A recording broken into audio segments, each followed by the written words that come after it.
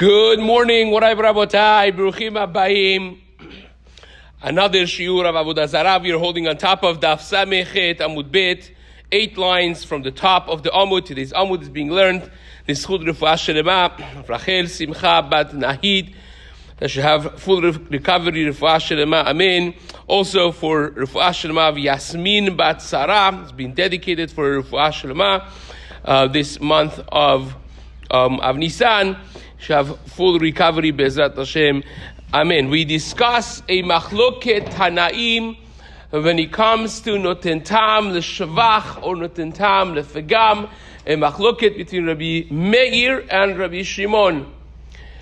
And what exactly are the scenarios that they disagree when something is mixed into a ta'arovet, which gives a taste that's not so pleasant, a foul taste. So the maskana of the Gemara was, it was debatable whether or not it's machloket, even if the ta'arovet from the get-go, from the beginning, is noten tam lepegam. The Gemara said maybe Rabbi Meir, who is mahmir, only is mahmir when the beginning the taste was good and then he went south. But from the very beginning, if from get-go the taste was foul and destroyed the good taste of the food, maybe even Rabbi Meir would be lenient to say noten tam lepegam meikara is mutar. The maskara of the Gemara 8 lines down from the top of the Amud was shemamina bepegam bepagam meikara machloket, that the machloket Rabbi Shimon and Rabbi Meir is even in a case that from the very beginning the tam was pagum, was bad, and still Rabbi Meir holds that noten tam lepegam is asur. So says the Gemara. Now we brought a Mishnah that had 3 different segments to it. The first was, and we're talking about over here, a dough that's truma, a sourdough that's truma, that fell into a batch of dough and created chimutz, created fermentation, and now we want to know if a Jew could eat this or a Jew maybe can't eat this. A regular Yisrael who can't have truma, does the dough become affected by this sourdough? Or do we say it's noten tam lepegam? Because the case is that at the end result, the dough was not good tasting because you put too much sourdough inside. So the first was, imagine if you have 100 grams of let's call it 1 ounce. You need 1 ounce of sourdough into this batch. And the case, all the 3 cases of the Gemara, the Mishnah, are when you put 2 ounces of sourdough. So the end result is a very sour, not good tasting dough. So the first scenario of 3 scenarios was when you put the ounce of teruma sourdough and an ounce of chulin, regular sourdough, but you put them simultaneously together and they fermented, they worked together, and after a few hours you have a sour, not good tasting dough. The second case was you put the sourdough of truma first, you waited a few hours, you made the dough geschmack, good, it rised and became nice, and then by mistake you added another ounce of sourdough of chulin inside the dough, and the Mishnah is not going to everyone that is asur because it was not l'shavach in the beginning. And the third case, final case of the Mishnah was the reverse order, that you put the sourdough of chulin, the regular sourdough, not truma, first, and after a few hours when the dough is risen, is nice, then by mistake some sourdough of truma was mixed, and then we had a machloket. So says the Gemara, why do you have to tell me all 3 scenarios? I understand why you have to tell me the last 2, but the first one I have difficulty with. So let's go through this. Hani tlata babi de katani lamali. Why do you need to tell me all 3 scenarios in this Mishnah? Bishlama bava de sefa kabash walan bepoge meikar amachloket. And the last one which tells you that if you put the sourdough of chulin, of regular kosher sourdough, first, and then wait a few hours, the dough is risen, and then you put the truma sourdough, that I can understand why I need it, because it's teaching you that even though that from the moment that you put the truma, the taste started going south. Because it is perfect dough right now. It's risen, it's fermented. The moment that you put more sourdough, it's going to get bad. So the teruma, the isur, from the very first moment, was noten tam lepegam. And still, Rabbi Meir says, it is asur, it says it's asur, even though that from the very beginning it was bad taste, it still is machmir. Metziata nami, the middle case, the second case, also is a chidush, because it's coming to teach you the chidush of hishpiach ulebasof pagam divrei hakol asur. That even Rabbi Shimon, who is so lenient, agrees with Rabbi Meir that if you put the teruma first and the whole dough rise and was nishbach, it became good and good tasting, and then for a separate reason it became bad tasting because you added some more sourdough, still will stay asur, even according to Rabbi Shimon. So that I can understand also. But the first case of the first scenario of the Mishnah is questionable. Why? Listen to what was the first scenario? First scenario is, I have 2 ounces of sourdough, 1 ounce of teruma, 1 ounce of chulin, regular. And they fell into this dough simultaneously. And they created the fermentation, the process, together. And there's machloket. Rabbi Meir says it's asur. Rabbi Shimon says it's mutar. So says the Gemara, Ela resha, lamali, why do I need resha? Hashta umasefa deloka mashbach klal asri rabanan. In the Seifa, even though that the Isur is not really making any progress, still the Tanakama says is Asur. In other words, the Seifa is the case of you first had the heter fall in, the regular sourdough, and after a few hours when the dough is nice and risen, then you had some teruma. And still the Tanakama holds that this is a problem. So says the Gemara, Reisha dekam mashbach, the Reisha that they are put together, and actually the teruma is doing something of shevach, is helping the first 2 hours of rising process, which is the shevach. It's also 50% done by the teruma sourdough. That needs to be said. The chachamim are going to be machmir. Of course they're going to be machmir. What's the chidush over here? Well, it says, yeah, enachinami. For Rabbanan, for Rabbi Meir / Rabbi Meir, for that there's no chidush. You're correct. We know that Rabbi Meir is going to say it is asur. Chazaku baruch. I know that. But says the Gemara, Amar Abaye resha Rabbi Shimon isterich. And the first scenario is only needed not for Rabbi Meir, but it's needed for Rabbi Shimon. And this is what he's saying. Rabbanan are telling Rabbi Shimon, Eisazu ru'uya lahachmitz b'shtei sha'ot. This dough that you just created, you put some water and some flour and you kneaded them together. Now it's not risen yet. When you add the sourdough, regular amount of sourdough, imagine if it needs 1 ounce. When you put 1 ounce of sourdough, it becomes chametz, it becomes risen and good in 2 hours. But now because you put an extra ounce of sourdough, it's going to be much faster, the process. And how much is going to take? 1 hour. So says Chachamim to Rabbi Shimon, Mi garam lah shetachmitz b'sha'a achad. What caused it to become chametz an hour earlier, in half the time? Isur is the isur that you added. It's because of that 1 extra ounce of teruma that you put in of sourdough. a truma sourdough.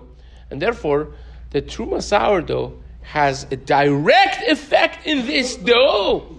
And therefore, the whole batch is to be looked at as a batch that has been affected by teruma, and therefore a regular non-Kohen Jew should be asur to eat it. As the Chachamim say. It's not like a case that you put the regular sourdough and then you waited 2-3 hours, and when you came to put the teruma in, it already was a good risen dough.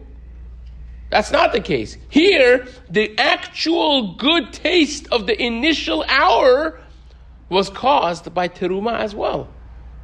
And once it becomes asur, in other words, if you would freeze the hour, freeze the scenario, after 1 hour of rising, and you would say, okay, who caused this proper rising? What would be the answer? 50% teruma. So 50% teruma says it's asur. And if it's asur, where did the isur go exactly? That's what they say to Rabbi Shimon. It's a very powerful comeback. It's a good argument. So it says, the Gemara, you know what Rabbi Shimon says? Rabbi Shimon says, I'm not so impressed by this at all. Because even a worst case is mutar. Listen to the example of the Gemara of Rabbi Shimon. He says, the reason is because not each one of them by itself did not operate. They did it together. So when it became asur, aka after 1 hour, it was not a totality done by teruma. It's teruma and chulin working together. So is it 100% asur? No. The isur did not take effect by itself. I don't care that 1 ounce of teruma could have, would have, should have affected it after 2 hours by itself. I don't care about that. The fact of the matter is that what happened by shevach was not done by teruma alone. Was a participation, a cooperation of two entities together, an entity of isur, entity of heter, and therefore that scenario, says Rabbi Shimon, is mutar. Not only that, listen to what Rabbi Shimon's shita is across Shas. The Rabbi Shimon, so the Gemara says, Velitza Rabbi Shimon letameh damar. Wait a second. Skip the line. So says the Gemara, Rabbi Shimon listaref heter ve'isur ba'adeh adadi. Why don't you say, well, so let them be at least combined together. Let them be combined together. You see, you have isur, you have heter, but 50% of it is because of isur. Who says that 50% is going to be neglected halachically? 50% is a lot of percent. Why don't you say let them combine together and there will be asur? Says the Gemara, Rabbi Shimon letameh. Rabbi Shimon is following his across the Shas Shita, which is even a bigger chidush than our case over here. The Amar that he holds, afidu isur ve'isur nami lo mistarfi. Even if you have two isurim in a tarovit, 50% isur number 1, 50% isur number 2, even though that, forget about our case, it's just 50% teruma, 50% chulin, which half of it is mutar, even if it would be 50% teruma and 50% something else, some other isur, still Rabbi Shimon would say is bater, is mutar. What's the example? The example is ditnan. We had this already in Mishnayot Mesechet Orla, in Perek Bet, in the beginning, ha'orla v'kilae hakerem. If you have orla, fruits of orla, you have some grapes of orla, and then you have some grapes that are kilae hakerem, right? You have a vineyard. A part of it is kilae hakerem. Another part of it is the first 3 years is orla, and a few clusters of this and a few clusters of that.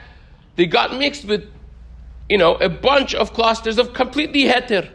So now you don't know what's happening here. You can't tell which one is which. But I have 2 clusters of kilaya hakerem that got mixed in this, and I have 2 clusters of orla that got mixed in this. Now, the halacha is, if you have 200 times more than it, then the orla will be mutar. Now, you have 200 clusters of, I'm making it overly simplified by saying 200 clusters. It doesn't go after how many clusters you have necessarily. But if you have 200 times more than the Isur, by Orla, it will be mutar. It will be batel in 200. So, says the Mishnah, let's read it together. Ha'orla v'kila'e ha'kerem mistarfin. The Tarakama of the Mishnah holds that they are mistarf. Now you have how many clusters of grapes of Isur do you have? In my example, 4. So how many do you need? Let's make it just numbers and make it easier. How many do you need for it to become mutar? Well, 800, right? You need 800 for it to become more than 800 to become mutar. Don't have 800, says Tarakama, finished. Gamur, right? You stuck. Rabbi Shimon Omer, Rabbi Shimon says, no. You have more than 200, you're good to go. Well, not really. You have 200 times more. That means for more than 400, which means really more than 404, right? So you have more than that, it will be mutar, right?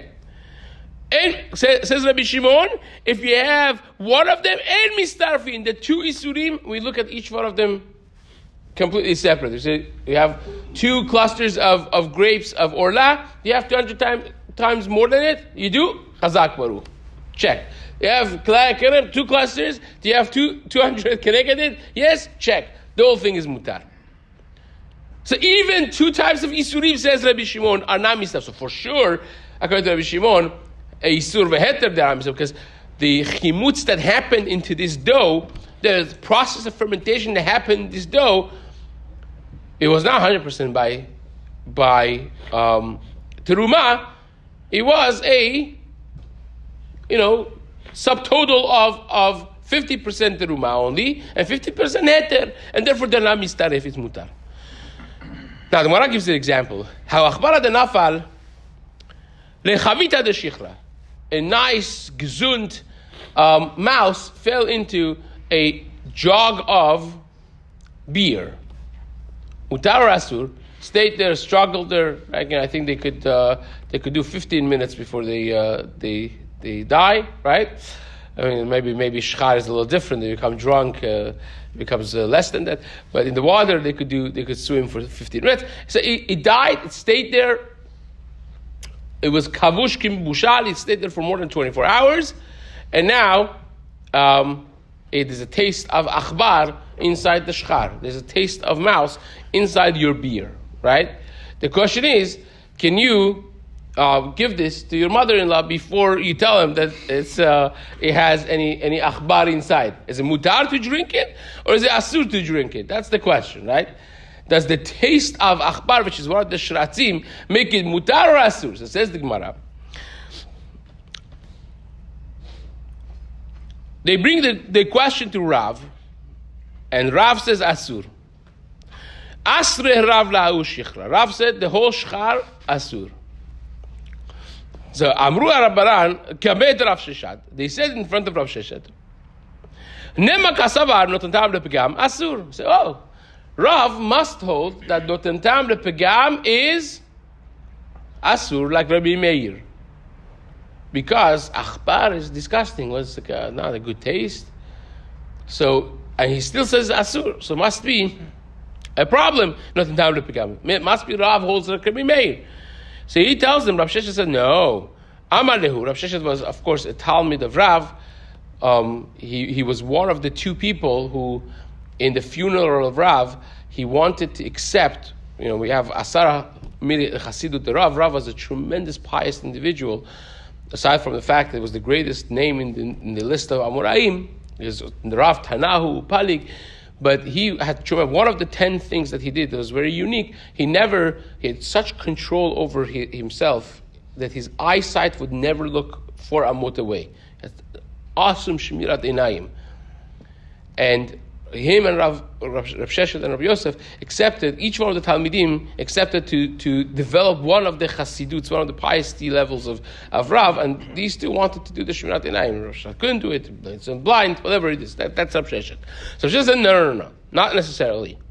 My Rebbe, Rav, did not necessarily hold that Notentam Lepegam is Asur, like Rabbi Meir. Amalu Rav Sheshet. Be'alma Sava Rav Notentam Lepegam Mutar. He really holds Notentam Lepegam is Mutar, like Rabbi Shimon. Ve'hacha Chidushu. But here is different. Achbar is disgusting. It's a very distasteful thing. You think it tastes good? No. So why does the Torah have to say it's Asur? The Hamim is Ma'is. It's very distasteful and repulsive to people, to everyone. Obedili in Shimine, and everyone stays away from a mouse. No one goes and eats mouse. Obedili in Shimine. And even with all of that, Asr Rachmar, Hashem says is Asur. So must be, when Hashem goes out of its way to say is Asur, must be that even not to be more Machmir, even not in Tam Lepegam, that normally would be Mutar, by Achbar is Asur. Because Torah had to go out of its way to say this is disgusting, this is Asur, even though that no one would touch it anyways. So it must be that Hashem is more Mahmir on the Achbar. So Hilkach from Tam Lepegam, even though that normally not Tam Lepegam would be Mutar, here would be Asur. So Amru Le Rabbanan Rav Sheshet, Chachamim tell him, Ela Mata L'Tam Elach V'Yavesh.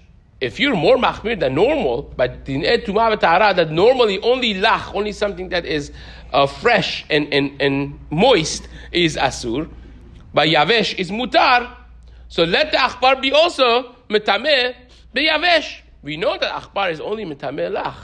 Only when it's moist and wet, it's Metameh. It becomes a conduit to Tumah. Or it creates Tumah, it becomes a source of Tumah. But if it's Yavesh, it doesn't. Why not? You should say that this should be different than all the other Tumahs, and it should be Metameh even be Yavesh. If you're saying that Torah singled it out because it's disgusting. So Alama Tenan, why did we learn in the Mishnah Metamein Lachim ve'en Metamein Yevashim, that even the Shratzim, even including the Achbar, it's only Metameh Be'lach, not Be'yavesh, that if it's dry, if it's dead body, it's dry, it does not make Tum'ah. So says the Gemara, Ultamech Shichvat Zera Titameh Lach Ve'yavesh. Shichvat Zera also is disgusting. But you should say, because it's disgusting, and still the Torah says Shichvat Zera is Metameh, so maybe you should say, even when it's dried up, Shichvat Zera should create Tum'ah when you touch it.